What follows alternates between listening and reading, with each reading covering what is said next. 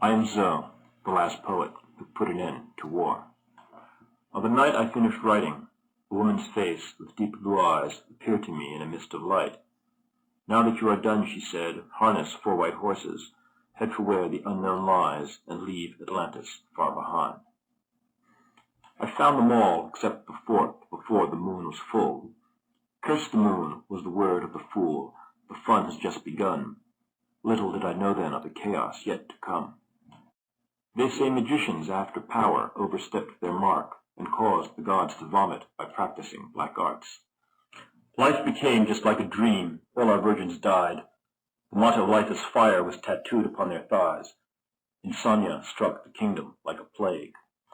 The pyramid of Helix started sinking in the ground, while those of Eus and Zepho slowly turned around.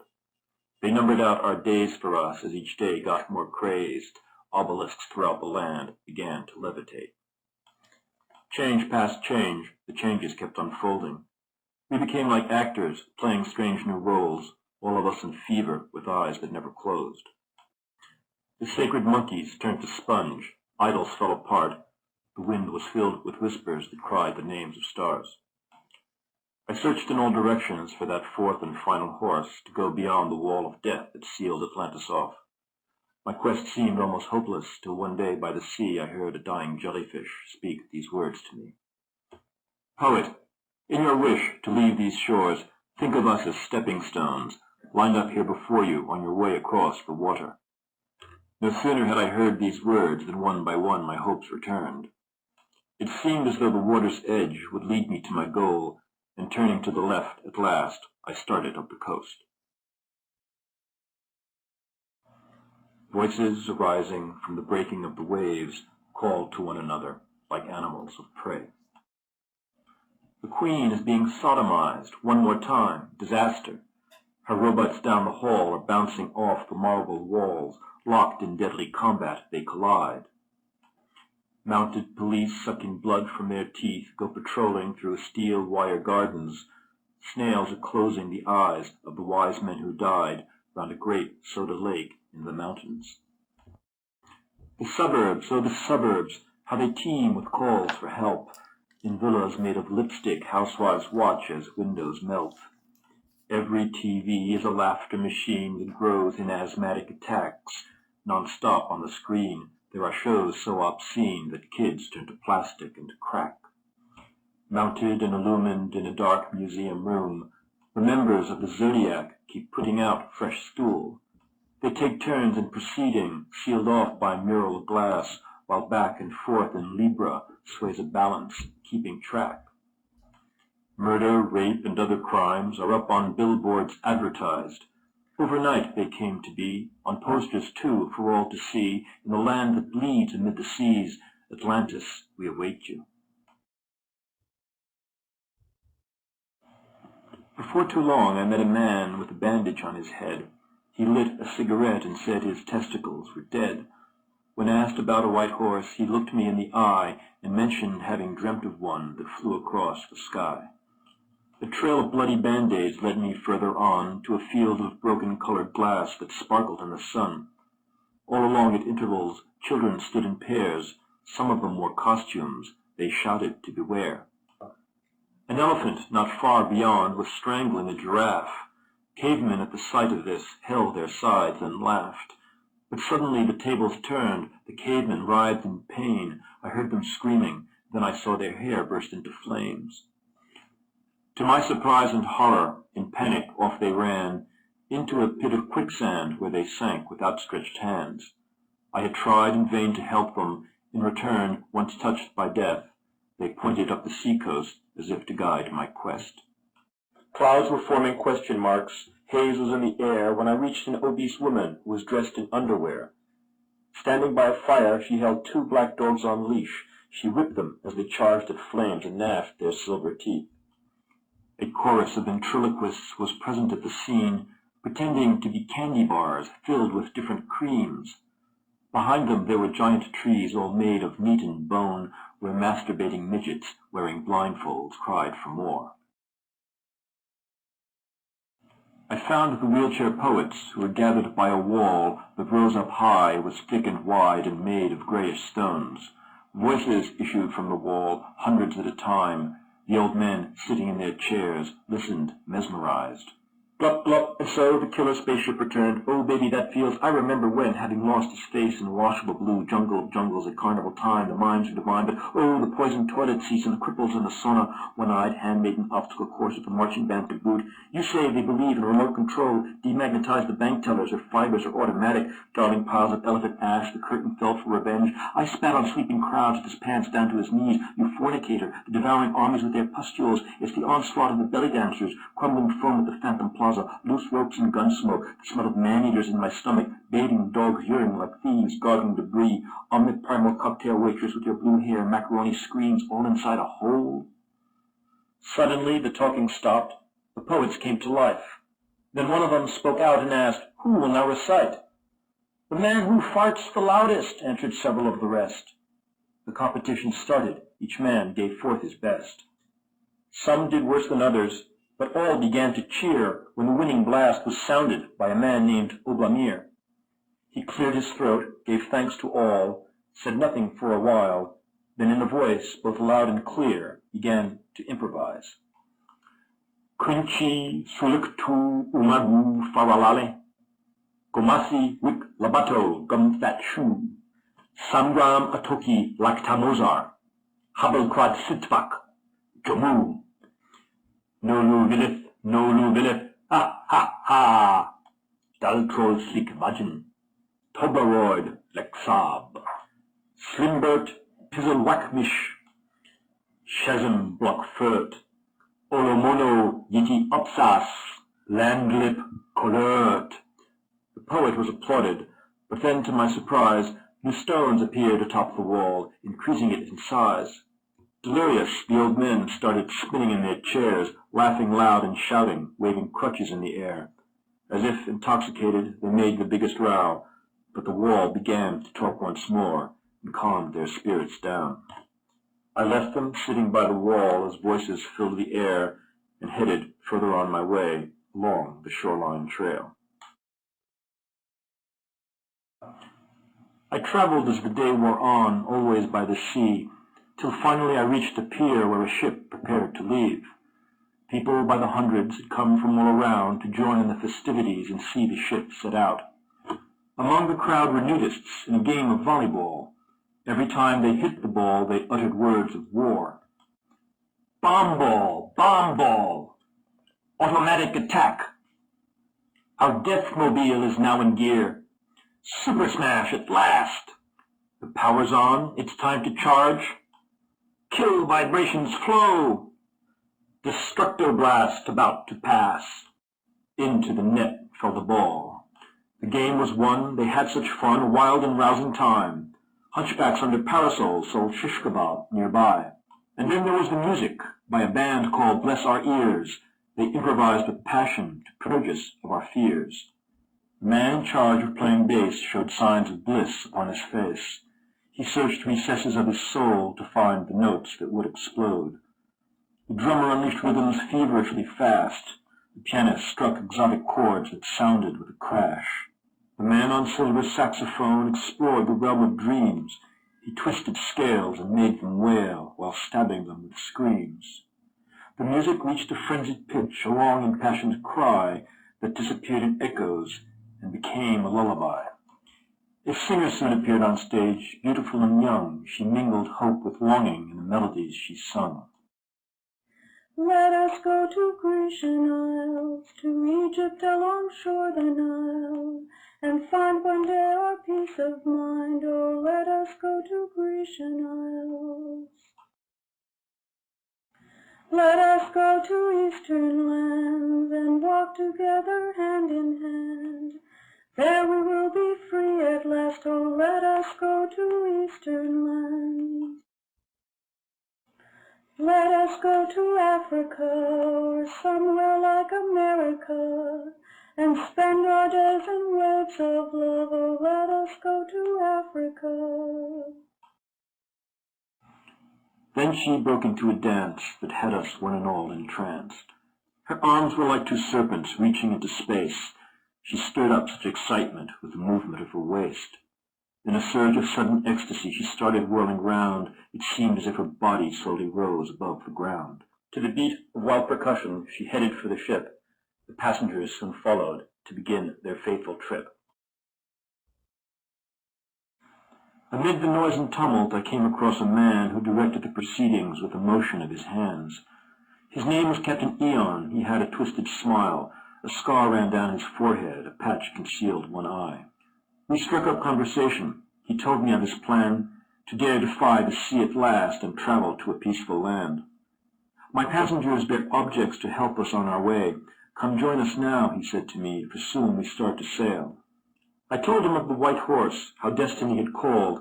He looked at me and pointed to a man who came aboard.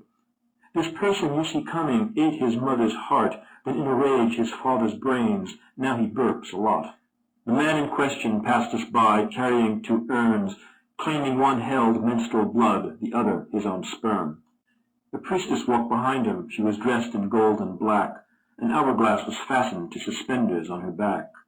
Her name is Derrida, Captain Eon said to me. She'll pray for us bare-breasted as we venture out to sea.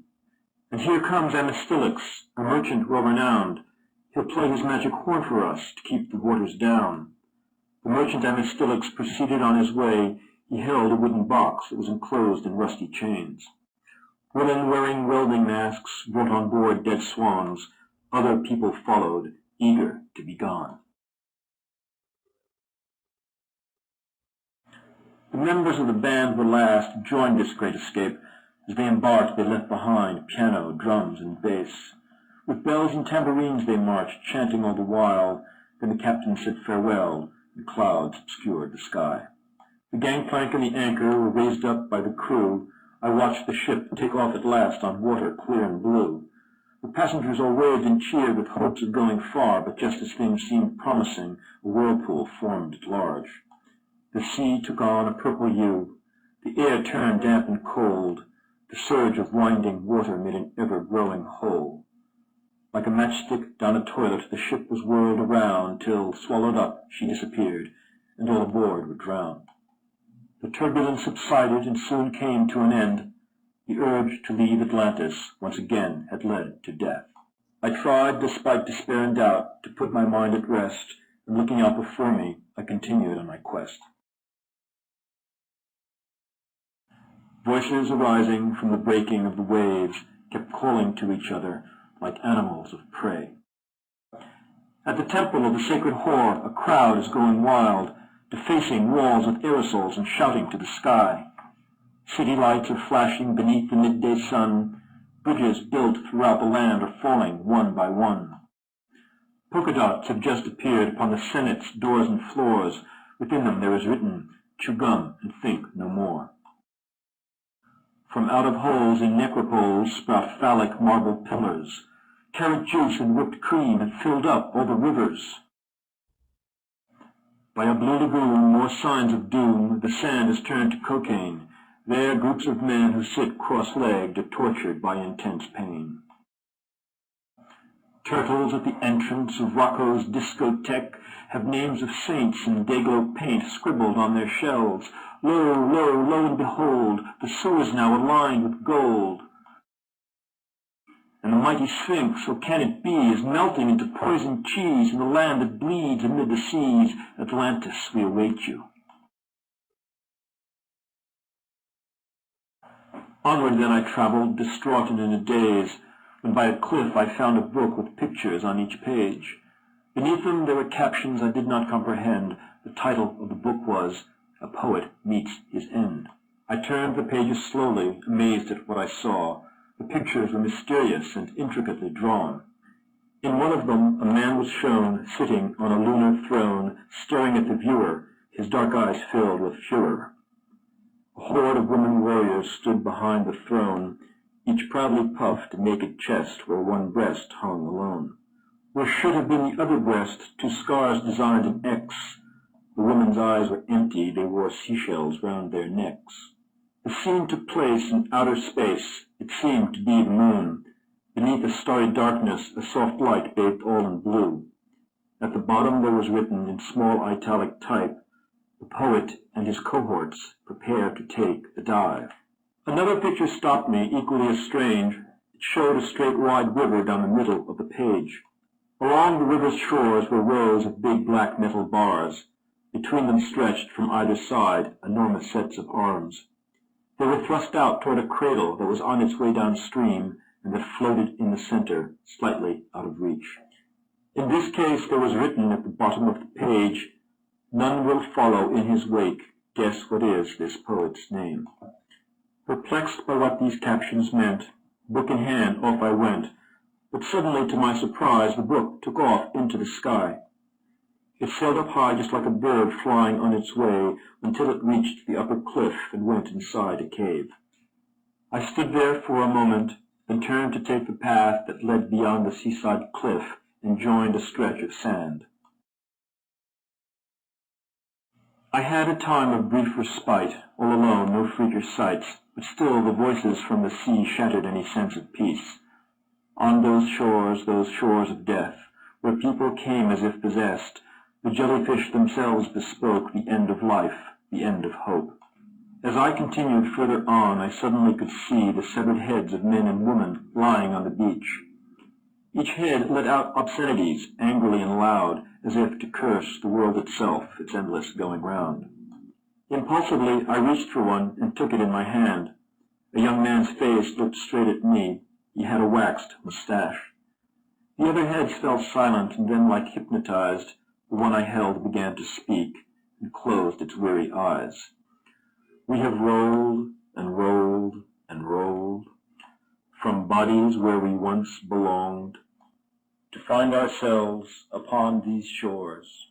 We have rolled and rolled and rolled past decomposed lost spacemen's bones, among the atoms of a mold, beyond a black galactic hole, in and out of dreams untold, from palaces to shattered homes, along a valley filled with gold, and pools of blood that overflowed, behind big signs with small peepholes, beside a cyclops on patrol, atop a cliff with yellow snow, around an ocean eons old, under gods who overdosed, next to ringing telephones, in front of statues telling jokes, above the ruins of false hope, inside a teardrop's mystic folds, by endless rows of sizzling foam, where broken wings had just been sold, and full-grown slaves had reached their goal, where poems passed through sudden vogues, and back again to points unknown. We have rolled and rolled and rolled from bodies where we once belonged to find ourselves upon these shores. We have rolled and rolled and rolled." The head soon opened up its eyes. I placed it near the rest, and moving on, I left them to their sadness and their wrath. Within a while I came across a woman dressed in gray. Old and bent, she stood alone and listened to the waves. Her face was pale and wrinkled, and the veins bulged from her hands. Dreamily she gazed at me like someone in a trance. She poked the ground before her with a twisted wooden cane, and in a voice that cracked with age said, "Maya is my name." "My trade is telling fortunes," she continued with a smile. "I have read for the illustrious, my fame spreads far and wide. So if you dare discover what fate may have in store, let me see your penis. The penis tells it all." I hesitated briefly, but curious to know, I pulled it out and let it hang. She took it in her hand. She scrutinized its every line, the veins and marks that made it mine, and slowly she pronounced herself. This woman knew her art so well. "Never have I seen before such strange configurations. What your future holds in store defies all explanation. I can tell that you are sensitive, a man of wealth and taste, diligent, ambitious too, but prone to little fits of rage. You have courage and are generous, but oftentimes too proud. You tend to live in fantasy for fear of feeling down. I would say you are a poet, judging from these lines, author of a recent book, finished in the nick of time. I stood amazed at what I heard, the truth behind her every word. I said I was a poet who had finished his last work about the time Atlantis began to go berserk. I told her of the woman's face appearing in the night, and of the horses that I sought in order to escape in time. Maya, I then said to her, what more do you see? Will I find the fourth white horse, or will it be the end of me? Stooped above my penis, she handled it with care, and weighing every word she spoke, pronounced herself again. Yes, indeed, I see a quest, and in it you will find success. But what then follows baffles me. I think you will confront a beast, some dark force you will defeat. I also see an ally. This wrinkle shows a journey ending in return. You'll go where none have been before, past thresholds that will lead you home. I see light and I see darkness, a kingdom that is yours. A spiral ends your lifeline. I cannot tell you more. I thanked the woman for her time. Then I turned away, and leaving her behind me, went on to brave my fate. I could not help but wonder at the things that she had said, but soon such thoughts were banished by the sights that I beheld. I reached a giant lobster, the size of 20 men, dead upon its stomach, its carapace bright red. Next to it were people in purple hooded robes, one of whom was speaking in a sonorous, deep tone. So, brethren, unto you I say, rejoice, rejoice, O happy day! Verily we shall find peace by eating of this lobster meat. Yes, salvation is at hand. We need not suffer more. This lobster is a blessing from heaven sent, pre-boiled. Let me hear your voices, raise them unto me, if indeed ye do believe that there be truth in what I speak. We believe. Do ye believe in the power of this crustacean's flesh to heal, restore, and make whole? We believe. Do ye believe in the ophthalmic, the antennal, and the mandibular somites? We believe. And in the glory of the paraeopods, the maxillipeds, the pleopods, and the great calipeds? We believe. Then in the name of the head, the thorax, and the abdomen, I bid you, friends, start digging in. Each person took a hammer out, and raising it, began to shout. Then all at once they charged the beast, pounding it repeatedly. They struck and struck, but had no luck. The shell refused to break. They persevered, they would not yield, their zeal turned into rage. For quite a while I stood nearby, till one of them at last gave out a cry of victory, and said the shell had cracked. The others gathered round him and helped him make a hole, from which they tore out chunks of meat to satisfy their souls. After having eaten, they one by one undressed, and holding hands stood naked, waiting to be blessed. As nothing seemed to happen, they looked up into the sky, but soon they started moaning, and then they clutched their sides. Seized with diarrhea, they vomited blue gobs. Foam oozed from their nostrils. Their eyes began to throb. Their groins blew open suddenly. Out came thorny weeds. Their bodies shrank to half their size. They all grew sharp green teeth. From heads that kept on swelling sprouted long gray oily hair. Wires from their anuses were dangling in the air. Part animal, part human, part plant, machine, and stone, they were covered with transistors and tentacles that shone. On each a yellow flashing light accompanied a siren. Their mouths were pointing to the sky and spewing milk and fire. An endless metamorphosis took place before my eyes. I watched them all in horror as they changed in shape and size. They took on such repulsive forms that I could watch no more, so turning round I made my way still further up the coast. Dazed, I traveled on till all at once, in front of me, a big bright yellow school bus came rising from the sea. Emerging from the water, it drove across the beach and kept on coming toward me till it stopped within my reach. I saw there was a curtain hung behind the driver's back. The windows, all except for his, were covered up in black. After rolling down his window, the driver said hello. He wiped his brow and told me just how far he had to go. My passengers are tired, he then went on to say. We want to get away in time, or else we're sure to die. I started off one day alone and passed a man on saxophone who belted out fierce overtones. I offered him a ride. Next I took on naked boys who sang of joys and sorrows, and babies that I found beneath a sign that said, tomorrow. A man sat playing bongo drums further down the road. We stopped for him. 2 athletes and a jester came along. Others joined us each in turn, including more musicians, and last of all a dancing girl, who in a frenzy whirled and whirled. Ever since she boarded, I drive without respite. We want to get away in time, or else we're sure to die. I started heading on my way when suddenly I heard a terrible explosion that made me stop and turn. To my dismay, the bus was now a raging mass of flames. The blast had torn it all to bits. No sign of life remained. I left the burning wreck behind and started off once more, prepared, despite my weariness, to face what lay in store. Voices arising from the breaking of the waves kept calling to each other as I traveled on my way. Why, asks the high priest with servants by his side, in a tower by the sea he hangs his head and cries. His cosmic gong burst into dust upon the twilight stroke of 8, where once he held a mallet, now he clutches nasal spray. Elevators everywhere obey controls no more, and speed their victims to a crash above the topmost floor. The end is near, the end is near, mass suicides will make it clear.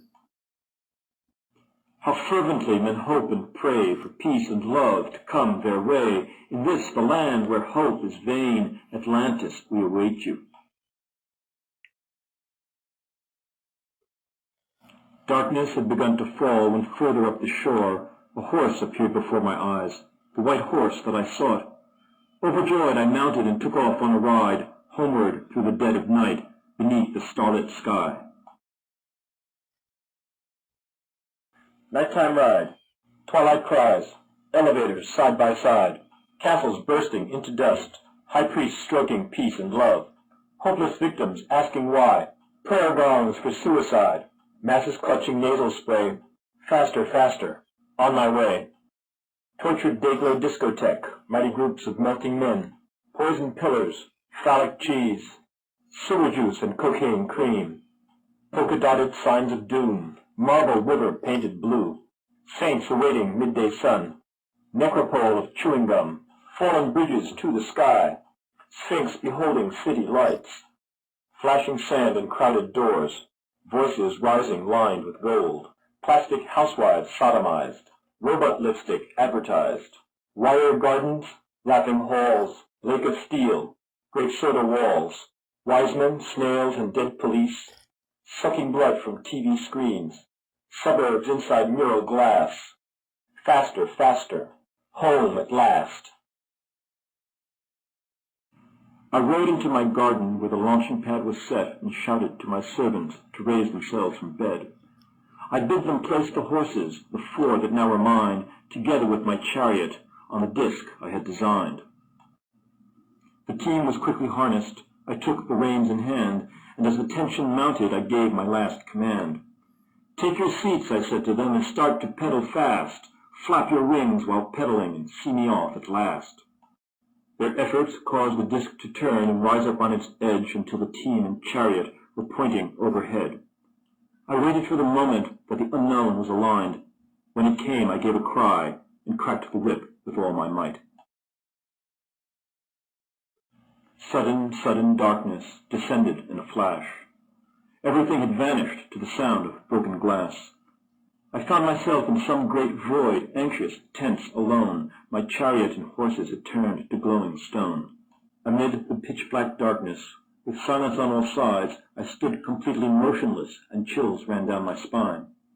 I dared not make the slightest sound, till finally I heard, like comets speeding through the night, these paralyzing words. Poet, poet, poet, poet. Who do you think you are? You are. Never will your poem take you very far, far, far, far. None will ever read it, all was done in vain. Your sing-song rhymes are awkward, your images inane. Inane, inane, inane.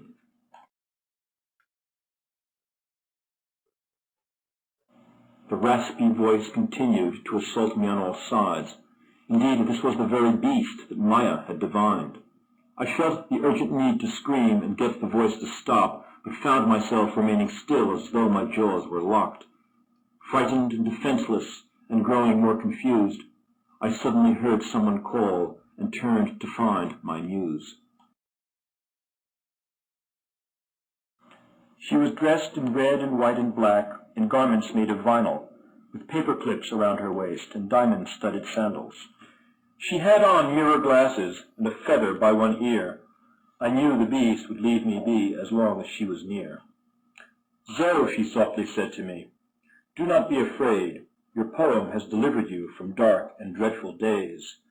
Listen as I tell you of that which came to pass all across Atlantis, the home that you once had. After your escape from there, death began to spread.